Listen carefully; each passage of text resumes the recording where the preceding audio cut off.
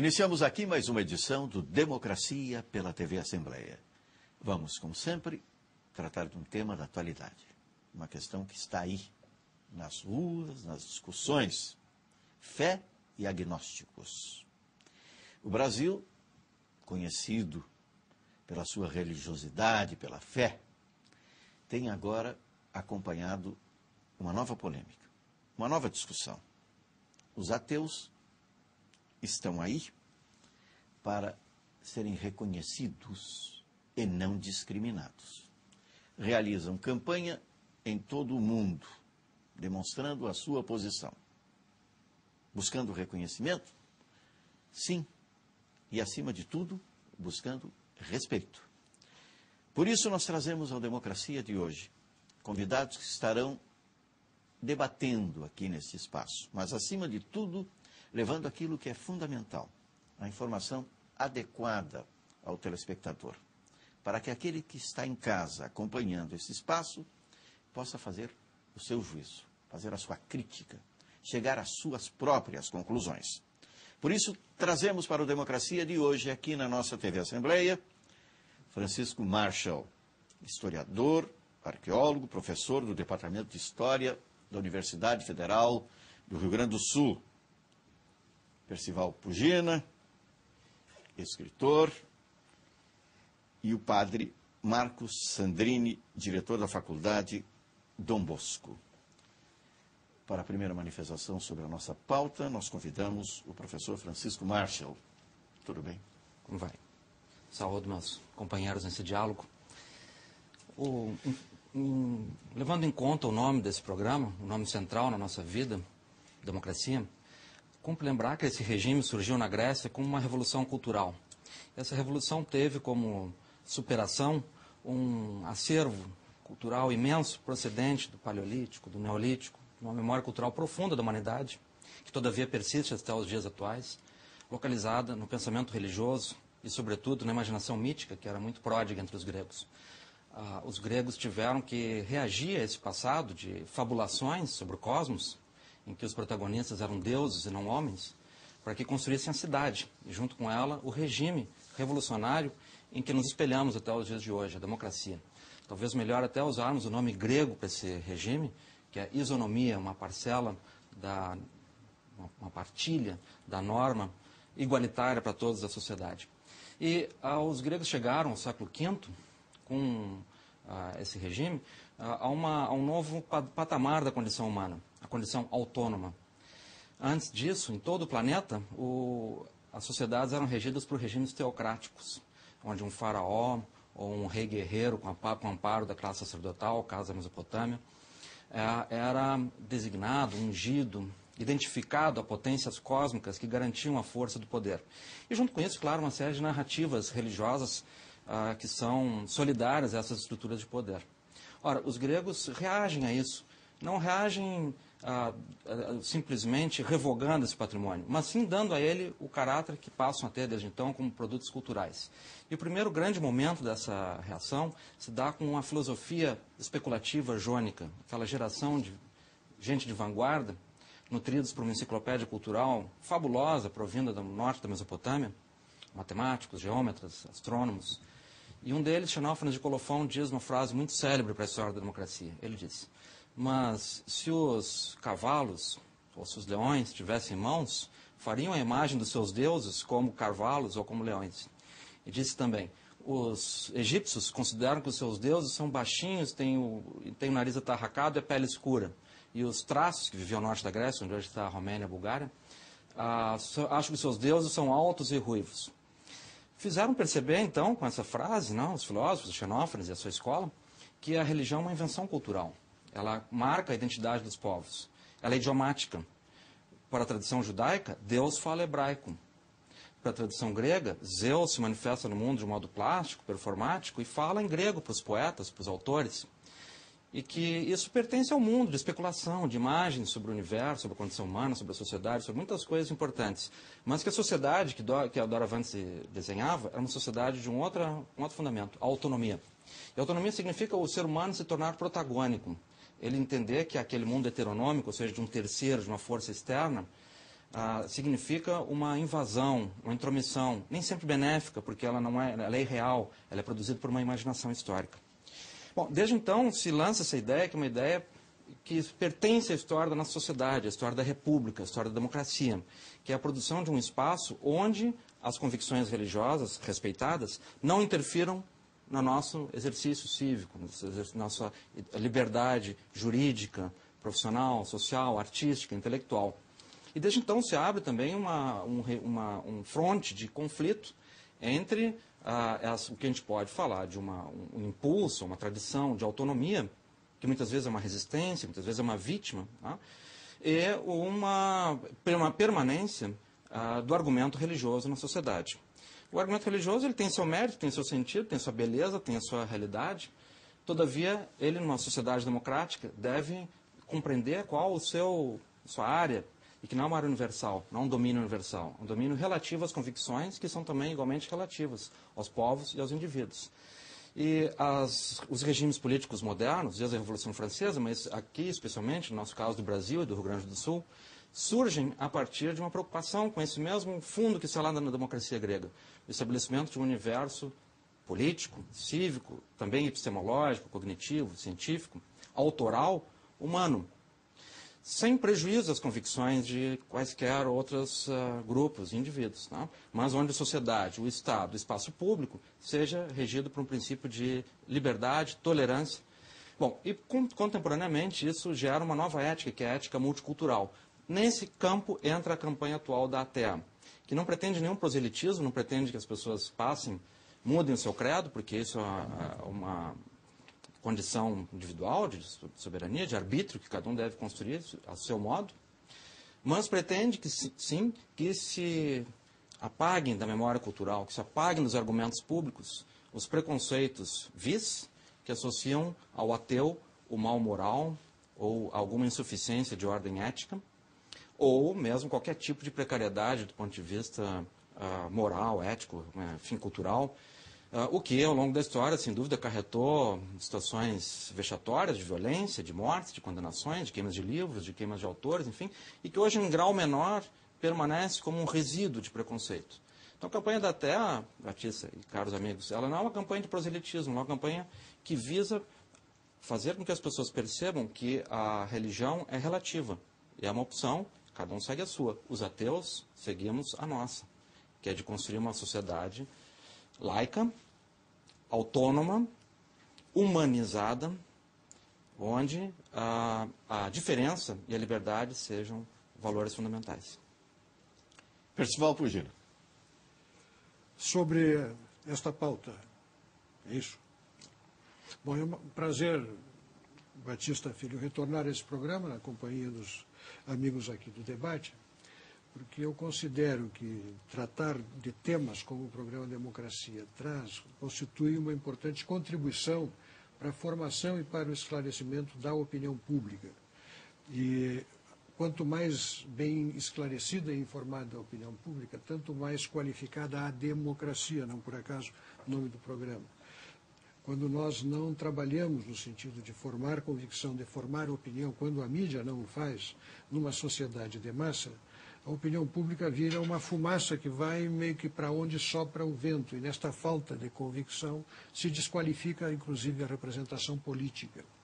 Então, é um prazer muito grande estar aqui nesse programa e com uma pauta, a meu juízo, muito interessante. Quero lembrar algumas coisas.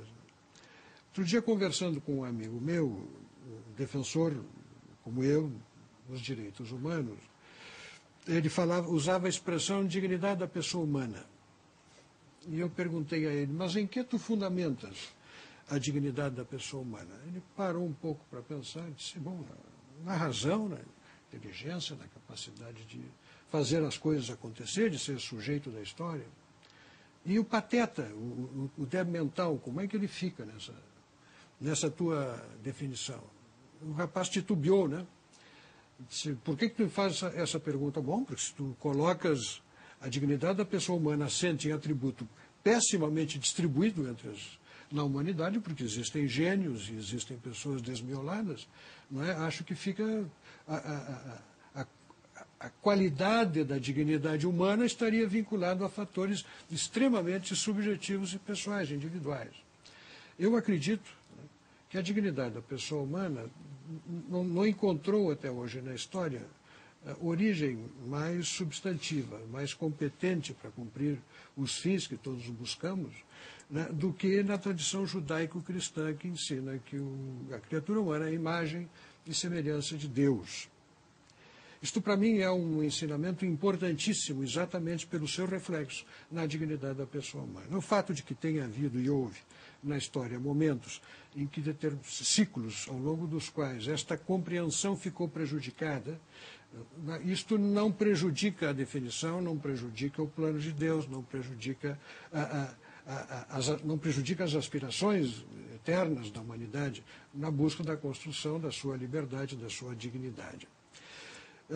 Quando se fala em separar igreja e Estado, em Estado laico, não confessional, é um tema a respeito do qual eu diria que a imensa maioria das pessoas religiosas, pelo menos no lado cristão desta religiosidade, estão plenamente de acordo, porque se não estivessem, teriam que contrariar o próprio Cristo, quando disse, dai a Deus o que é de Deus e dai a César o que é de César. Ninguém pode ensinar isso a um cristão, porque isso há 2000 anos repercute no ensinamento evangélico com um vigor muito importante, que eventualmente, aqui ou ali, pode ter sido mal entendido e mal interpretado.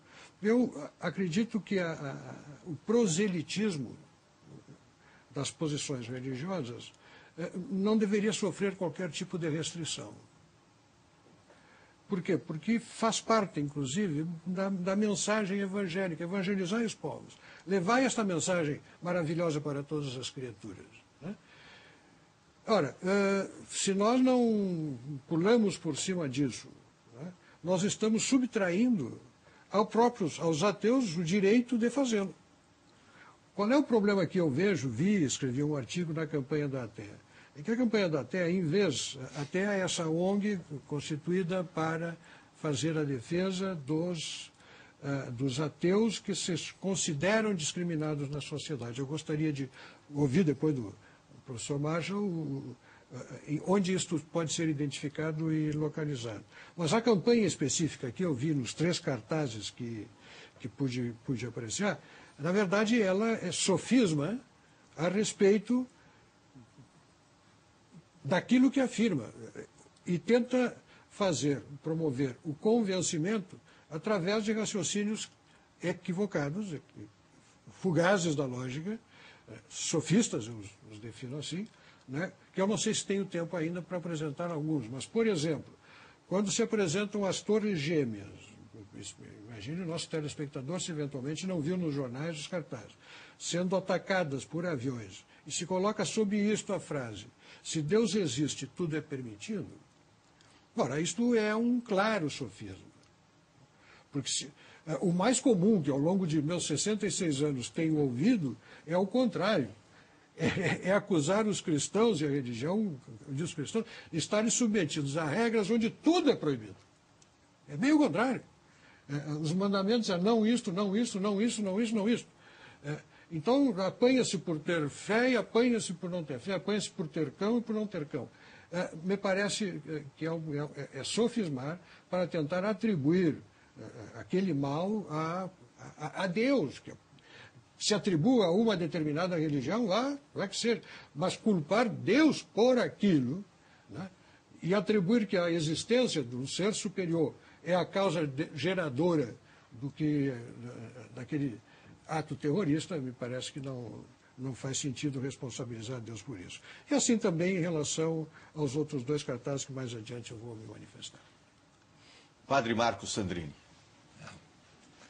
Satisfação de estar aqui com vocês para debater esse tema, né? Eu falo mais como um educador. Eu estou mais de 40 anos militando na educação das novas gerações. Então isso é uma coisa que me preocupa bastante. E eu sempre acho assim que onde há fumaça há fogo. Então assim, essa questão levantada, ela tem sua pertinência. mas tem pertinência também porque nós vivemos uma sociedade que vai se educando e aprendendo sempre, né? Existem problemas, né, com com as etnias, existem problemas de gênero, e seria uma coisa muito angelical se não houvesse também questões relativas à religião. Depois nós podemos debater um pouquinho como enfrentar isto, né? E eu sempre digo assim que o grande problema é a unidimensionalidade. Quando, se fizéssemos assim uma história, né, da humanidade, eu poderia dizer assim que talvez a Idade Média teve problemas com a unidimensionalidade religiosa. Eu acho que religião demais faz mal. Só religião faz mal. Mas também a reação foi exagerada. Razão demais faz mal.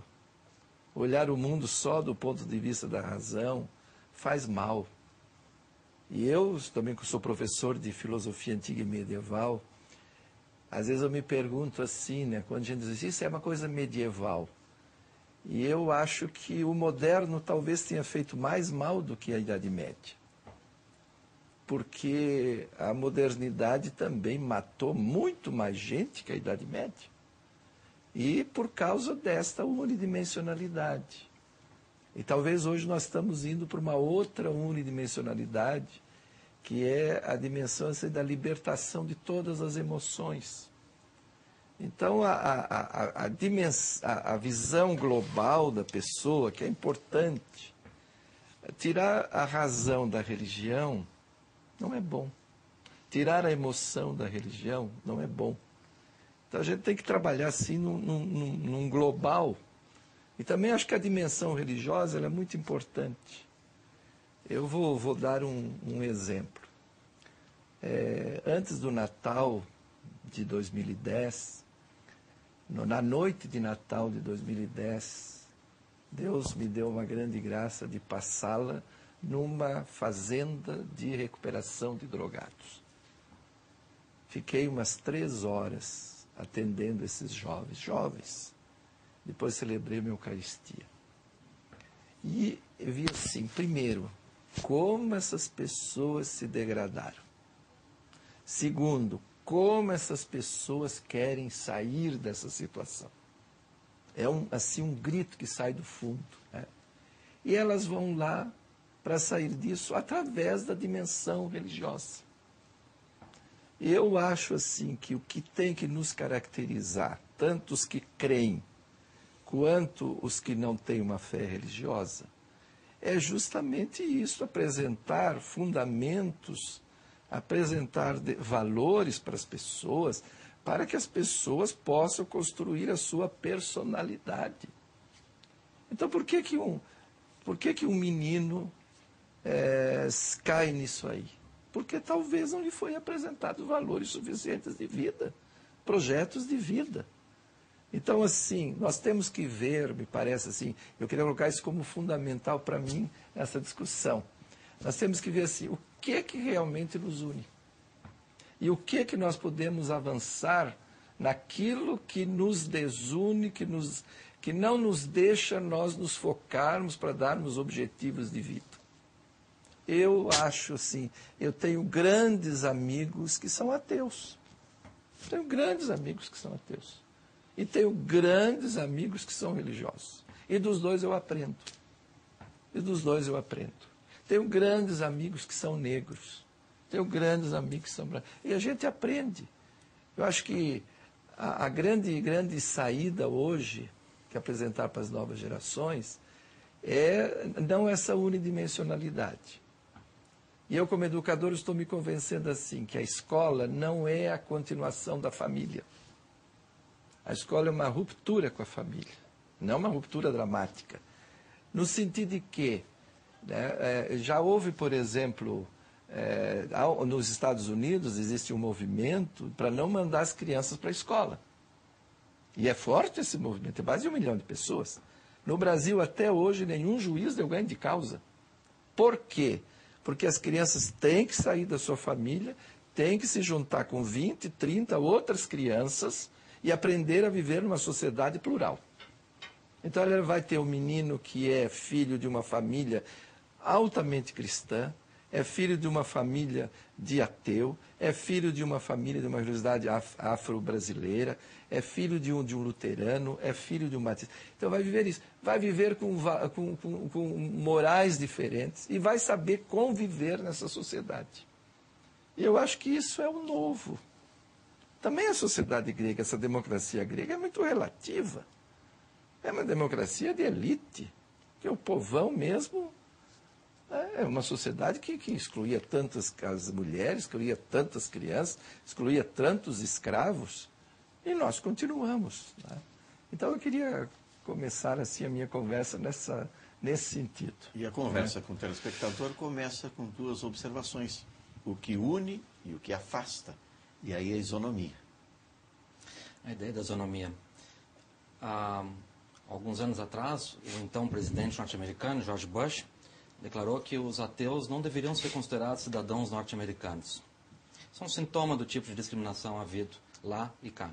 Reagindo a isso, com uma grande sabedoria, a meu ver, o já presidente Barack Obama declarou o seguinte: se Abraão resolvesse fazer o sacrifício de Isaac sobre um prédio em Nova York, hoje, ele seria combatido pelas forças da SWAT, qualquer tipo de recurso que o impedisse de fazer isso.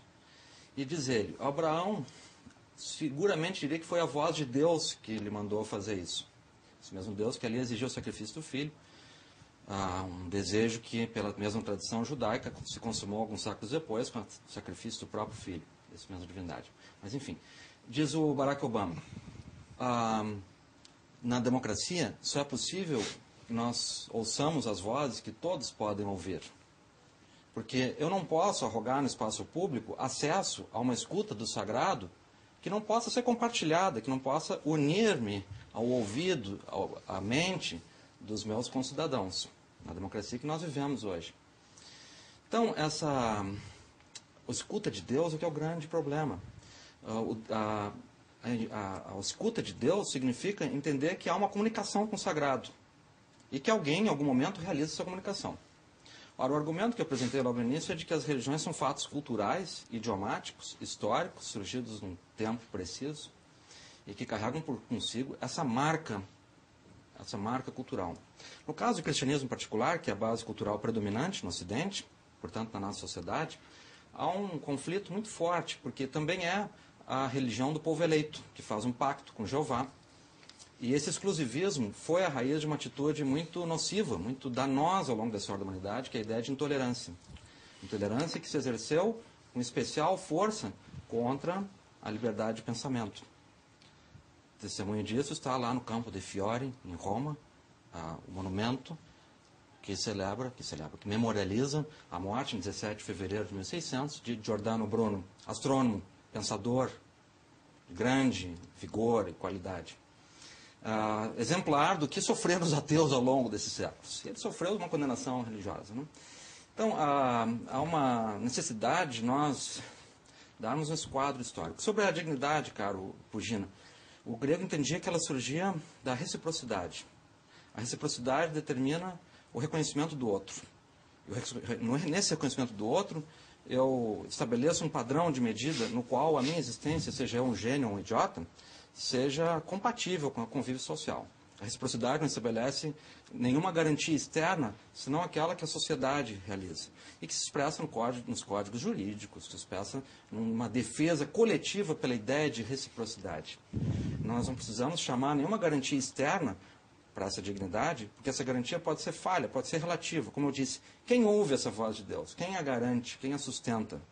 É uma escuta discutível, para muitos inaceitável, para mim, eu não aceito essa escuta, porque ela não tem nenhum padrão possível de verdade histórica. E a reciprocidade nos é uma garantia muito clara. Né? Sobre a campanha, eu acredito que essa campanha deverá evoluir. Ela é um pouco forte demais, sabe? Ela força as imagens, né? Então, nesse caso... Ela busca um impacto. Ela busca um impacto. Então, acho que ela até atingiu esse impacto. Então, do ponto de vista publicitário, foi bem sucedido. Mas, do ponto de vista do argumento, eu não sou a favor do proselitismo, não. Eu acho que nós temos que oferecer para as pessoas, para a sociedade, educação, conhecimento, capacidade de leitura, acesso à arte, acesso à literatura, compreensão da cidade, dos símbolos, enfim, dos fundamentos, isso. E as pessoas decidem, não?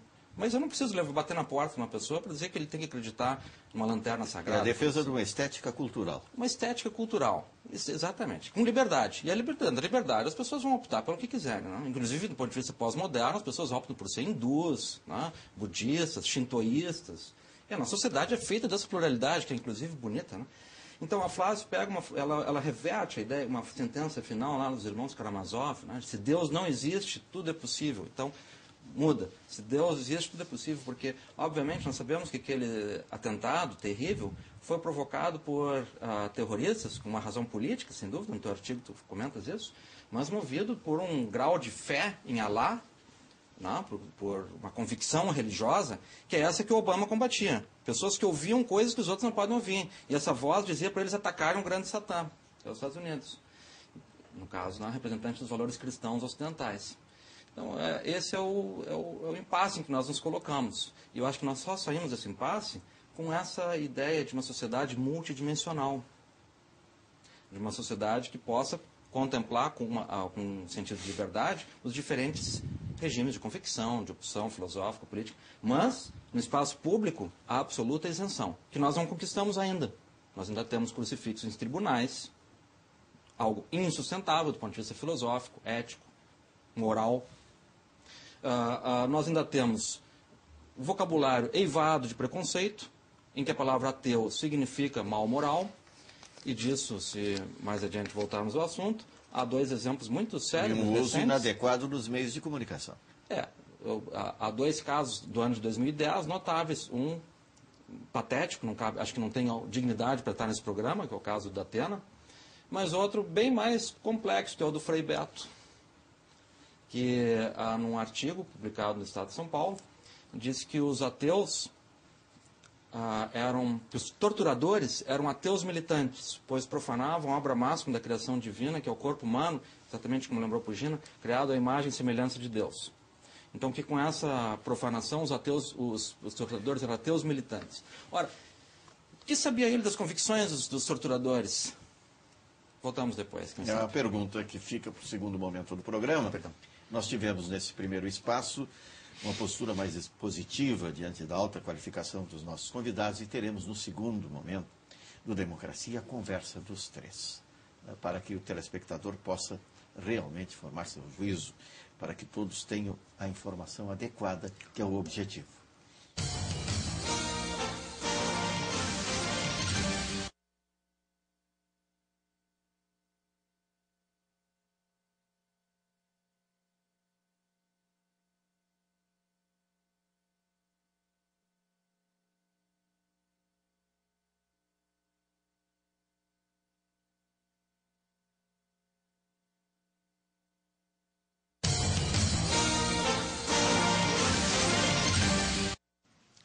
Voltamos com Democracia aqui pela TV Assembleia.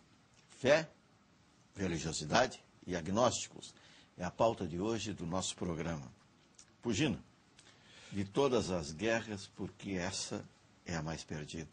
Escrevesse isso. Sim, entrar em guerra contra Deus é a guerra mais perdida. Eu escrevi isso no meu artigo e tem como entrar em guerra contra Deus não tem como levar. Não por acaso chamado o Todo-Poderoso. E é bom que seja assim. Eu quero lembrar algumas coisas nesse programa para mostrar a extraordinária herança que deixa a humanidade, de que nutre a humanidade, o cristianismo. Hoje, todas as modernas constituições consagram princípios como a solidariedade, o bem comum, a liberdade, a dignidade da pessoa humana, a função social da propriedade, a família como um bem social, o amor ao próximo, se expressa em constituições escritas como um dever da sociedade. O sentido de justiça, que encontrou a sua melhor expressão, encontra a sua melhor expressão nos ensinamentos da Bíblia e do Evangelho. Tudo isso faz parte hoje de um patrimônio que entrou pela palavra de Cristo no Evangelho, pela palavra daqueles que o seguiram, que se transformou em ação concreta e que gerou para a humanidade, mas seres que alcançaram a perfeição do ser. Ou alguém me dirá que São Francisco de Assis seria uma pessoa melhor se não acreditasse em Deus, ou seria o que foi se não acreditasse em Deus. Madre Teresa de Calcutá, e tantos milhares de santos, milhões de santos que não estão nos altares, se não acreditassem em Deus. Agora, eu vou olhar os regimes que tentaram implantar o ateísmo como religião de Estado. Bom, aí eu vou encontrar a derrocada de todos esses valores e as mais violentas agressões à dignidade da pessoa humana. Eu fico contente quando alguém olha 2000 anos de história e me pinça Giordano Bruno, me pinça Galileu Galilei, me pinça o episódio das cruzadas. Eu acho da Inquisição. Eu acho que são poucos desvios decorrentes de uma má interpretação do sentido da fé, do sentido da vida cristã, que foram sendo retificados e que produziram resultados extraordinários. Outro dia, vendo o filme aquele do Che Guevara, onde aquelas freirinhas do sanatório de leprosos de São Pedro, lá no interior do Peru, nas raízes do rio Amazonas, foram tão mal apresentados naquele filme do Fábio Barreto. Eu fiquei pensando, aquelas mulheres estão ali a vida inteira, Padre Sandrine. Uma vida inteira cuidando de leproso no meio do mato. E eu vou desconhecer o valor da fé que leva a isso, vou acreditar que a humanidade seria melhor sem isso. Tenho extrema dificuldade, extrema dificuldade. Agora, eu colocaria assim, né? Eu acho que a humanidade tem tantos problemas, mas tantos problemas, tantas injustiças, né? Que nós não podemos dispensar força nenhuma. Eu acho que assim, seria um desrespeito à humanidade inteira se, por exemplo, um ateu convicto não pudesse dar a sua contribuição para a caminhada da humanidade.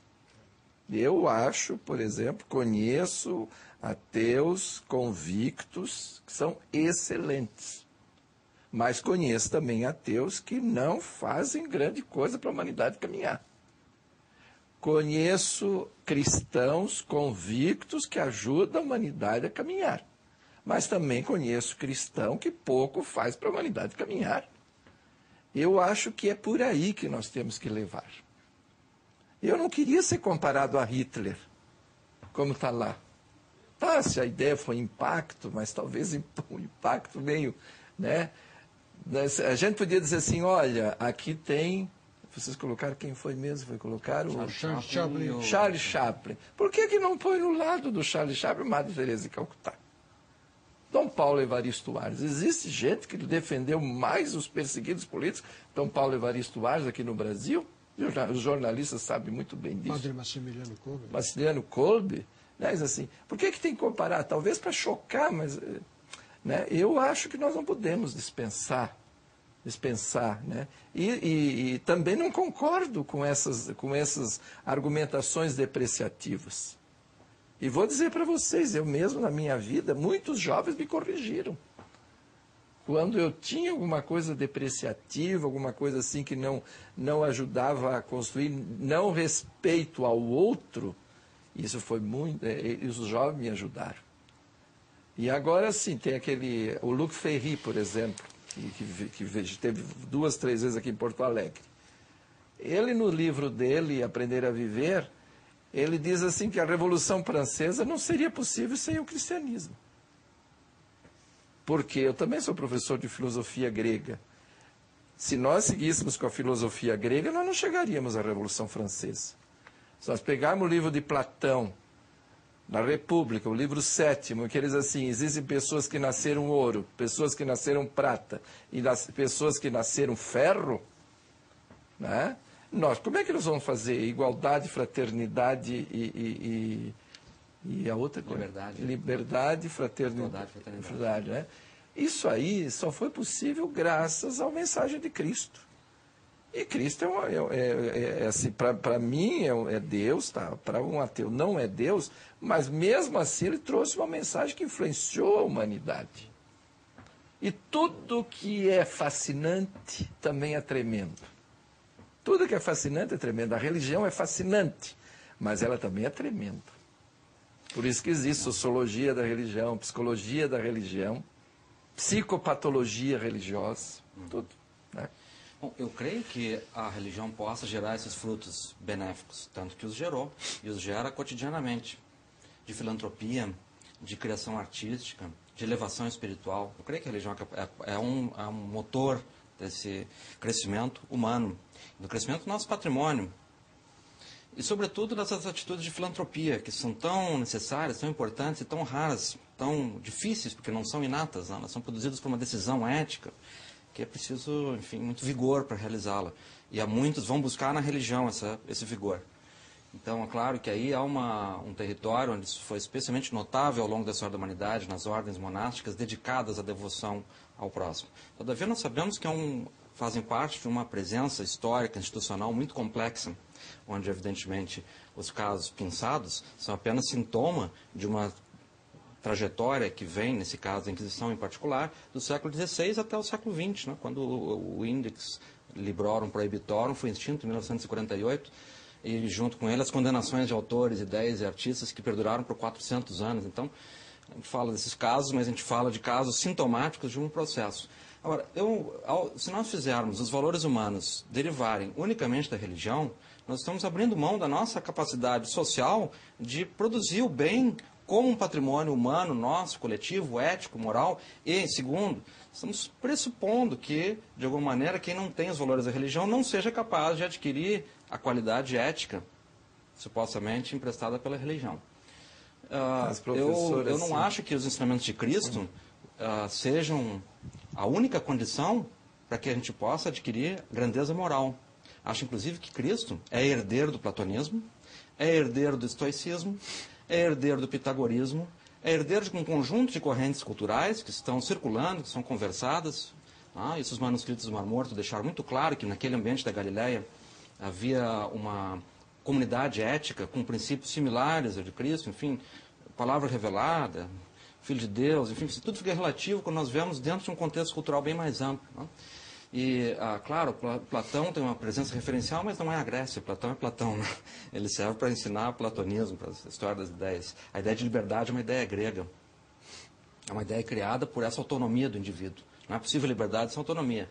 Eu discordo do Luc Ferry. Luc Ferry, em que pese ter uma atitude bastante francesa, laicizante, inclusive, ele foi um dos defensores daquela lei que impôs um freio, né, na exibição de vestimenta religiosa nas escolas francesas, especialmente chador e crucifixos e outros, né? Mas, nesse ponto, ele está equivocado, porque a ideia de liberdade, igualdade, fraternidade, com que se funda a República, é uma ideia conquistada em um mundo de reciprocidade laica, humanística. E o humanismo nos leva ao encontro de Byron, de Schiller, de Goethe e do que disse Albert Schweitzer: creio na 9ª Sinfonia, creio com ele. Ode a alegria, a beleza produzida por uma consagração do que nós, seres humanos, sejamos hindus, shintoístas, cristãos, umbandistas, espíritas, ateus, podemos realizar. Mas com a nossa capacidade, com a nossa qualidade criativa, nós fazermos essa nossa qualidade depender de um fiador externo, significa desprezarmos um pouco do que nós temos de melhor, que é essa capacidade criativa que realiza, que produz a humanidade.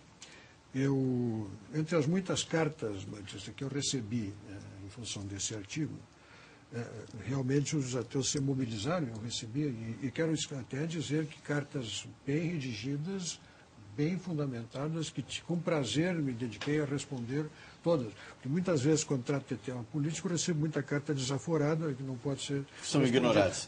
Que são ignoradas. Mas as cartas dos ateus, eles vieram realmente querer argumentar. Numa delas, desses argumentadores escreveu uma longa carta de 4 páginas, assim, na internet, no e-mail, né? Ele falava sobre o fato de que, para nós cristãos, né, havia um direito natural, né, e havia uma moral que entrava em contradição com as culturas, as diferentes culturas, né, e que isso era desrespeitoso às circunstâncias históricas, às diferentes culturas, etc. Ou seja, que a existência de Deus com os seus mandamentos, etc., criava, né, uma série de coisas com vigência permanente e que era incompatível com a realidade da história. Eu digo, olha, esse argumento te deixa em maus lençóis em relação ao que tu acabaste de dizer na página de cima, quando tu apontavas o problema do Giordano Bruno e do Galileu Galilei. Eu poderia responder, não farei isso, porque acho que foi realmente uma visão distorcida do ensinamento do Evangelho, característico daquele período da história humana, porque entrava de fato em contradição com o direito natural, que deveria ser respeitado, conhecido e observado pelos seus julgadores. Então, o que eu quero dizer com isso? Que a existência de Deus, a tradição judaico-cristã, os 10 mandamentos, o direito natural, que deve ser reconhecido como direito mesmo quando o Estado totalitário o suprime, não extingue o direito, extingue a vigência do direito, mas não extingue o direito porque ele nasce com a pessoa humana. Isso é inerente. É inerente. Se fundamenta na dignidade da pessoa humana, né? O Marshall mencionou com muita propriedade o Albert Schweitzer. O Albert Schweitzer, para o espectador que não sabe, foi um dos maiores talentos do começo do século passado. Ele era doutor em teologia, concertista de Bach, o maior concertista de Bach da história, pastor evangélico, médico brilhante, que aos 30 anos foi para o meio da selva da África criar um hospital para selvagens africanos. E lá passou toda a sua vida. E quando faltava dinheiro no hospital, ele vinha para a Europa e dava recitais, e ali ele recolhia os recursos necessários para cuidar da manutenção do hospital. E era impulsionado por isso, pela sua fé na Nona Sinfonia, mas certamente também na sua formação teológica e religiosa como pastor evangélico. Basicamente histórico. Histórico. E a nossa Constituição, embora defina o Estado brasileiro como laico, no preâmbulo, e o preâmbulo é talvez a parte mais importante da Constituição, né, diz que os congressistas reunidos sob a proteção de Deus, né, esta inserção foi muito discutida durante o processo constituinte, né, mas acabou sendo aprovada até com o voto do comunista, do deputado que hoje está no PPS, que era o Roberto Freire, até com o voto do Roberto Freire, porque reconheceu, né, a crença e a religiosidade do povo brasileiro. Que isto faz parte de um patrimônio que não é detonável, não pode ser destruído, como não conseguiram fazer isso na Rússia, como não conseguiram fazer isso em Cuba, como não conseguiram fazer isso na China, onde até hoje se mata cristão. Agora, eu acho assim, às vezes a gente tem uma ideia um pouco positivista também. Dizer assim, que a religião seria um estado intermediário para nós chegarmos a uma sociedade perfeita, autônoma, né? Autônoma no sentido de dizer assim, sem referências heterônomas, né? Nós chegaríamos a isto.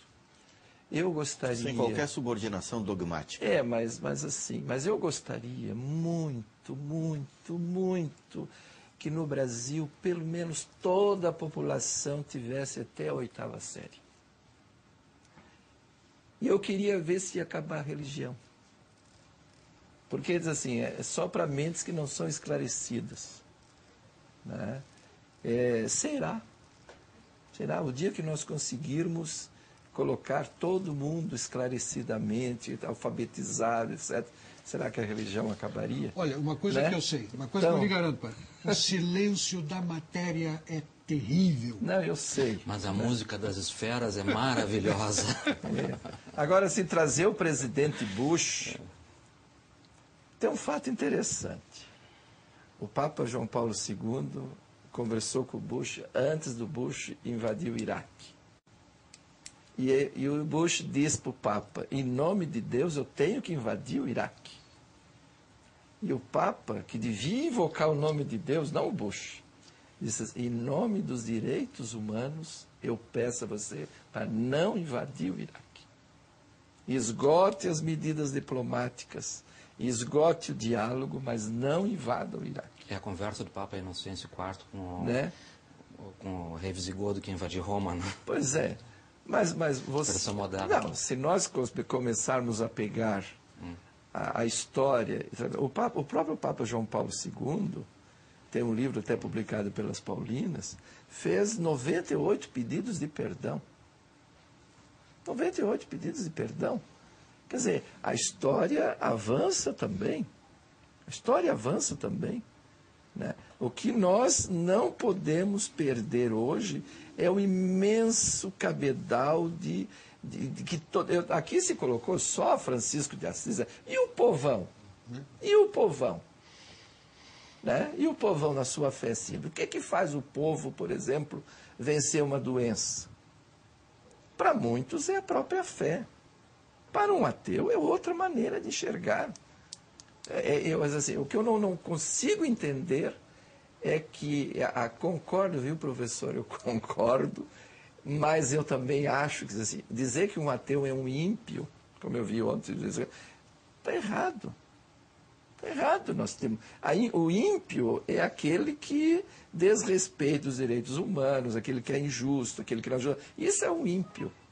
Agora, chamar, por exemplo, Drauzio Varela, por exemplo, nas coisas assim, ele diz, me dê o direito de ser ateu.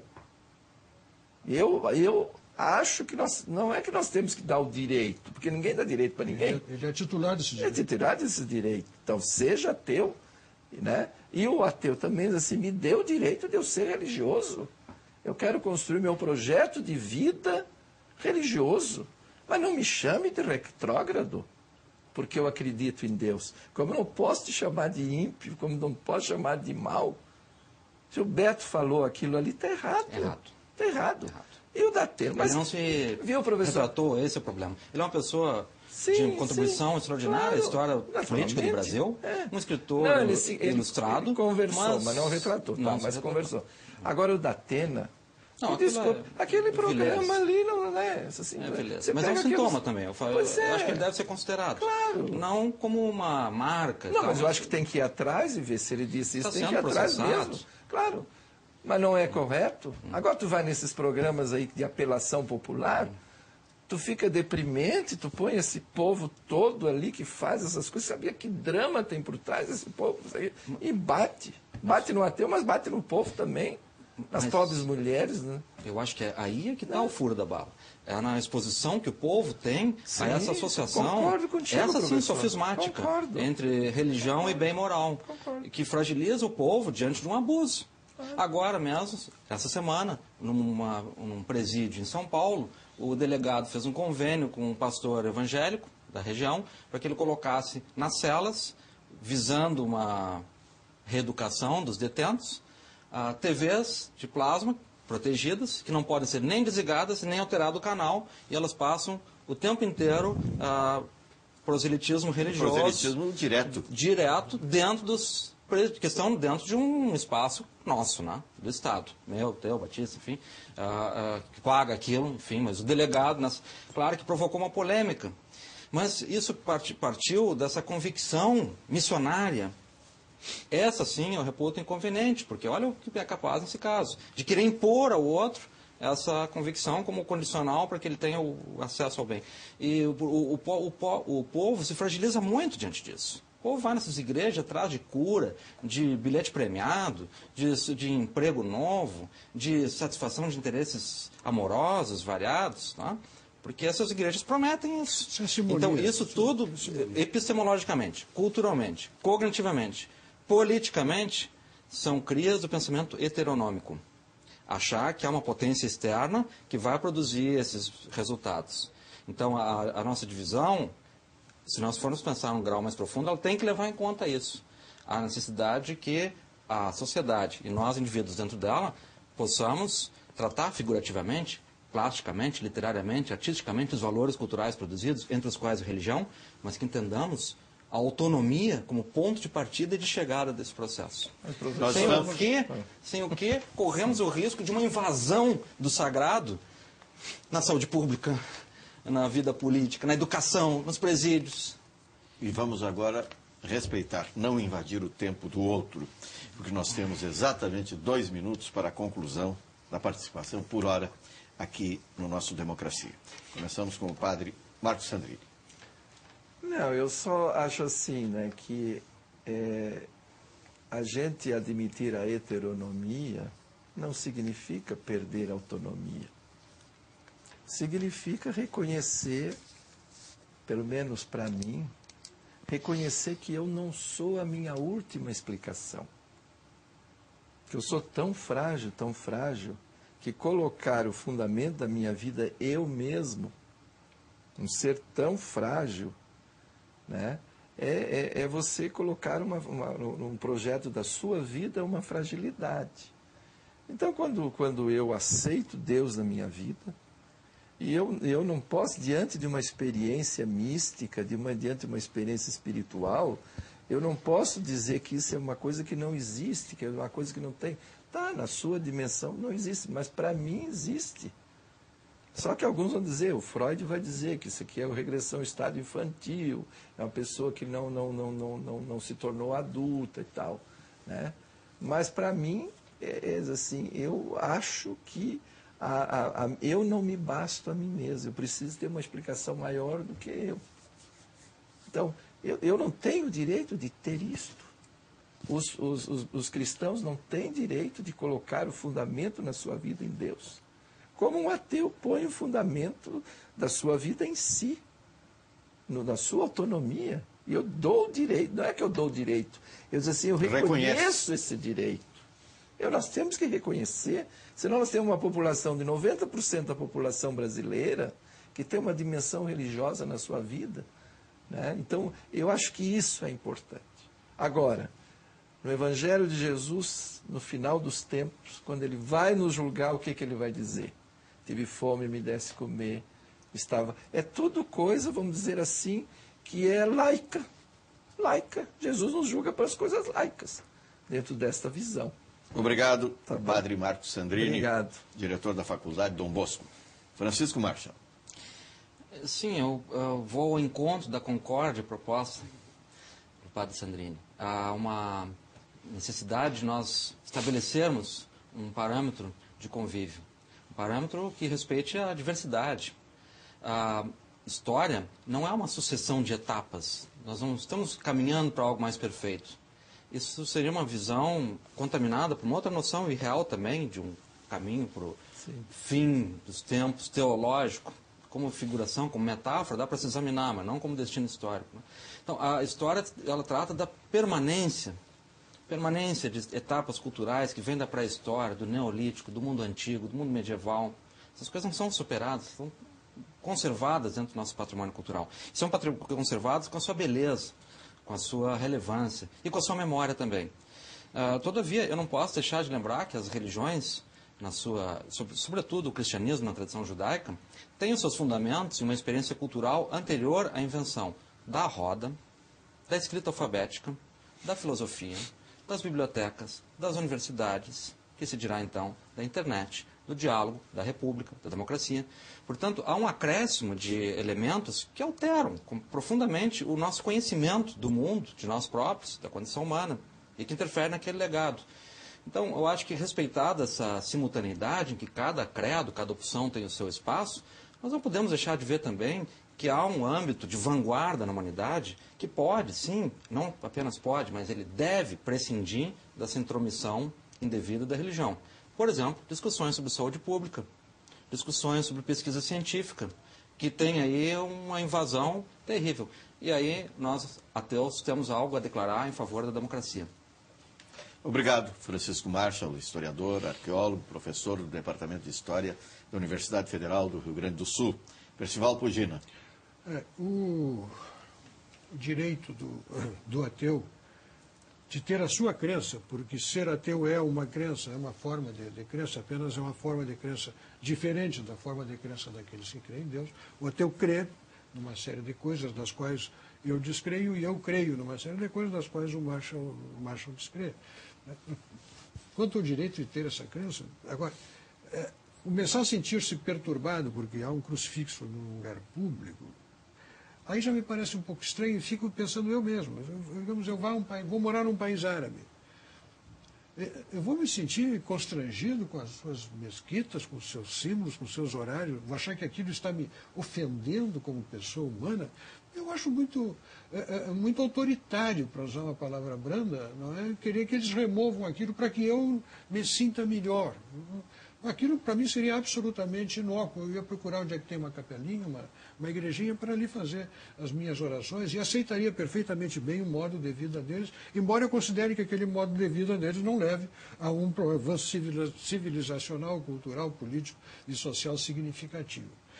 Quando os cartazes da ATEA, em vez de defenderem a não discriminação dos ateus, que é uma coisa que eu não cheguei a perceber bem de que forma se manifesta, e coloca lá num daqueles cartazes um preso, lendo a Bíblia, e embaixo o dizer, a fé não dá respostas, apenas impede as perguntas, eu acho que isso torce a verdade, porque há todo um imenso campo de investigação filosófica e teológica que atravessa os séculos, fazendo perguntas e encontrando respostas.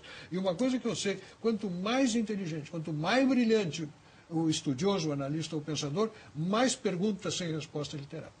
Obrigado, Percival Pugina. Nós temos uma certeza ao final do programa. Foram aproximados aqui pelo respeito mútuo os convidados.